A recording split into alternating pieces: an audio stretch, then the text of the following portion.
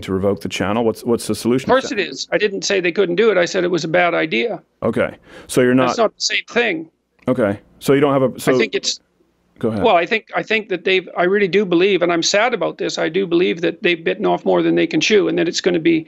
It's one small. It's a warning sign with regards to these media conglomerates that are attempting to produce large-scale public discourse, because now they've taken the role of censor onto themselves, and they'll find that that's a never-ending role that produces endless trouble. They've got themselves into endless trouble, as far as I'm concerned. And from a perspective of a clinical psychologist, I would also say the worst thing you could do to someone who's paranoid, the most ill-advised thing you can do to someone who's paranoid, is persecute them. Yeah. So now that, I mean, Alex Jones is always talking about, the little I know about him, he's always talking about conspiracies of one form or another. And now what has all the appearance of a conspiracy between 4 or 5 very large media conglomerates is aimed squarely at him. So all the people who are watching him, who are conspiracy-minded and somewhat paranoid, are going to think, well, Jones must be onto something, because otherwise these big conglomerates wouldn't have clamped down on him. No. It's a very, very bad idea, and millions of people watch him. So well, these are people who thought that Podesta had an underage sex ring in a pizza parlor. So I don't really think that this is necessarily the straw that broke the camel's back. It sounds to me. So I want to make sure that I clarify. Are you not amongst the people who believe that these big platforms like YouTube, Facebook should be treated like public utilities? Because there are a lot of right-wingers who do believe that, like phone. Yeah, I think they should be treated as public utilities, because otherwise they can't exist. Because there's no possible way that these corporations can handle monitoring their content. There's too much content. So they'll run out of manpower to make the decisions. I mean, okay, so Alex Jones is now being banned. What do you think about people who've interviewed Alex Jones? Should they be banned? That would include Joe Rogan, for example, because he interviewed Alex Jones. Yeah. So should we ban him? Well, and if not, why not? So you think that Facebook, YouTube, Google, these companies that, basically start up in garages, these tech startups, invest millions of dollars and they grow to become successful, and then you support the government stepping in an authoritarian fashion and telling them who they have to allow on their platforms? I didn't say the government should step in. I said that they made a mistake by deciding to act as censors, and that they'll pay for it. I didn't say anything about anybody stepping in and changing it. I said it was a mistake. Well, if they're to be treated like public utilities, then that would be the government stepping in, because right now they're not. Well, if they were to be treated as public utilities, that would be a transformation in the way they were regulated. So that really doesn't have anything to do specifically with the Alex Jones issue. Well, I'm just saying you would support it. You would support it. Okay. And let's reverse the question, because I'm the one having to come up with all the complex answers. All right. Okay. So how would you propose that these complex corporations decide which content is acceptable? Exactly. No, how would you propose that? Exactly. How I would propose it. I don't think there does need to be a proposal. I mean, I think this is where actually I would be on your side. Let the free market decide. And the free market is YouTube and Facebook. And if they don't want to host content, I don't think they should be forced to host content. I don't think they should be compelled to host content. Well, obviously they shouldn't be. That's not the issue. The issue is, how are they going to go about making the decisions, and how are we going to be sure that that won't go dreadfully wrong? I mean, obviously it's the case that censorship can go wrong. You certainly see that in places like China. Once you start with censorship, how do you have any idea how you're going to put proper boundaries around it and decide who's acceptable? You're either going to let your listeners decide that, or you're going to decide it. And then you're going to find out that you've taken on a huge weight of decision making that you can't handle.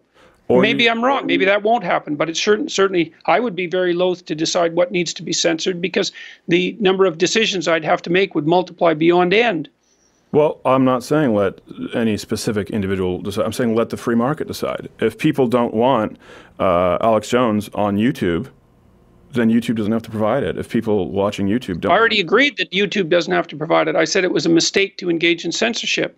Sure. Just because people are allowed to do something doesn't mean it isn't a mistake upon occasion. So I'm not asking for government regulation. And the idea that transforming these corporations into something approximating utilities would be a form of regulation is really and what would you say? It's an ill-formed way of posing the question. It's a matter of classification. Do you think that Alex Jones should be able to use a phone? I do think Alex Jones should be able to use a phone, as long as he pays for it, as long as a phone company wants to offer him their services. Right, so the phone company offers everyone equal access to the services regardless of content. And I presume you'd object if the phone service started to decide that conversations shouldn't be allowed to occur. And so you can make a reasonable argument that these large-scale media distribution companies play the same role, but on a larger scale. It's not necessarily the case that it's an argument without flaw, but it's a reasonable argument. But I don't think that there's any real alternative. I don't see how companies like Facebook and YouTube can possibly police their content without producing far more trouble than they'll save.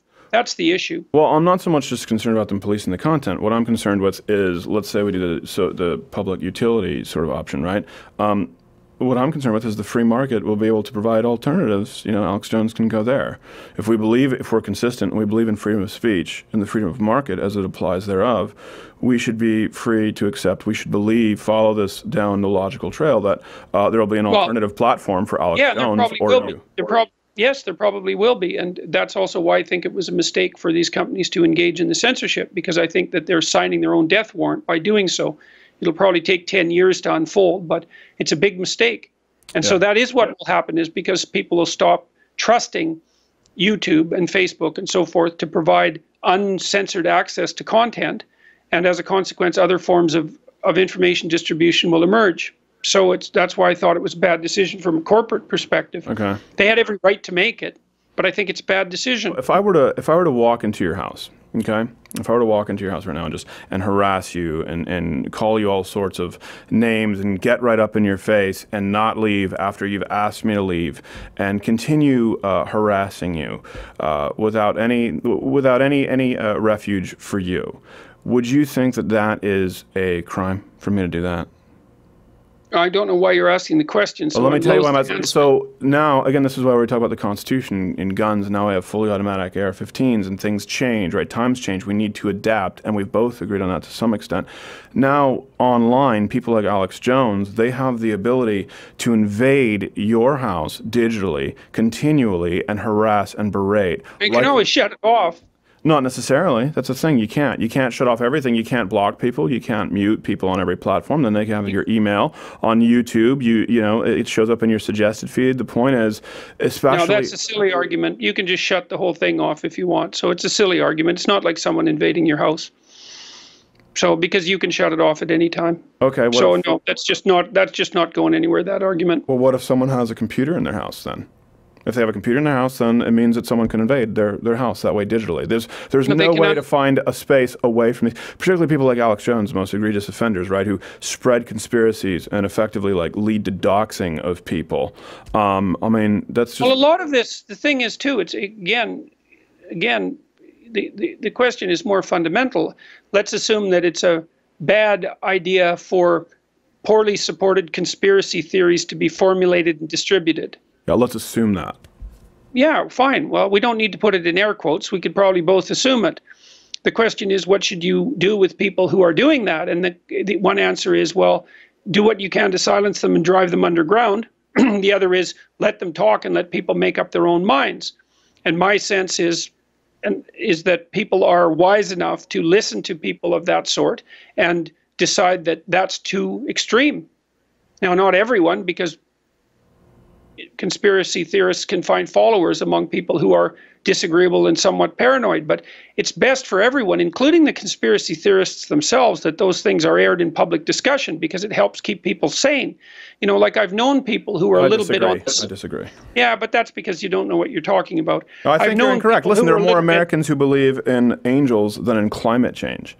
The top shows are the Kardashians. Look at what's on television. I don't believe that the American public, that anyone should be granted the same... It's not the issue. Yeah, it is. You said that they should be wise. They should treat them wise enough. I'm saying I don't think they're wise enough, and that's why they're wise enough compared to the alternatives. Okay. You know, your system in the United States was never set up under the presumption that the people were wise. It was set up under the presumption that the people, regardless of their wisdom, had the right to self-determination, and even more importantly, that although the people themselves might not always be wise, there isn't a better source of authority than the people themselves. So that no matter how corrupt and foolish the people happen to be, whatever systems you put in place to supplant them will be worse.